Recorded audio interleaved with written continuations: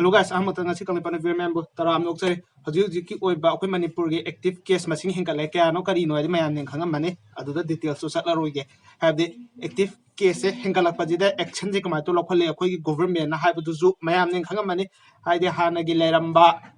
pass ke to loina chatna ro anau rule loina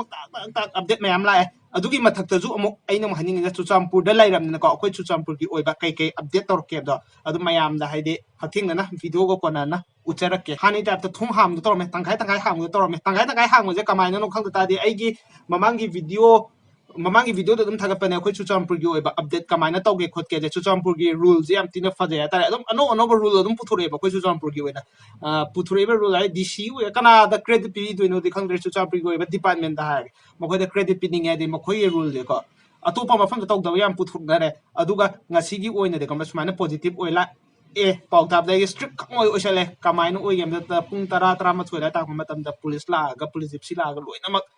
khang ting ting jangre thong ke loina lonang gre do tuka gari nu mayam am che lai ngasi de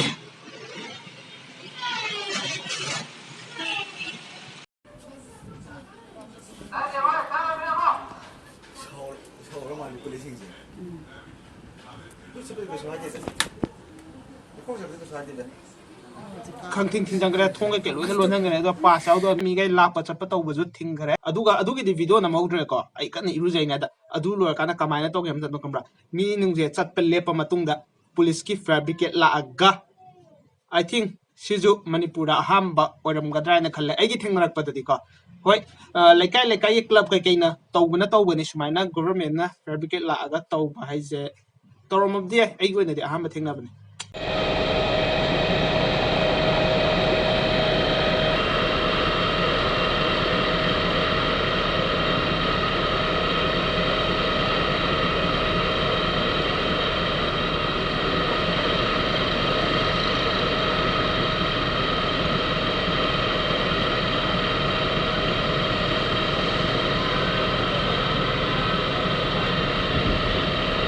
Tidak jauh dah maju.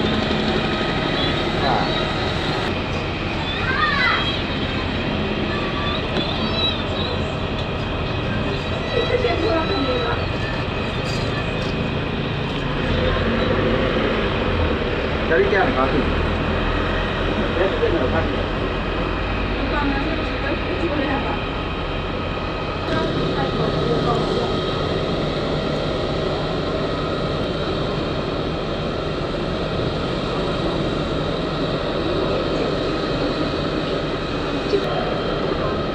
Và cố gắng không biến đấy.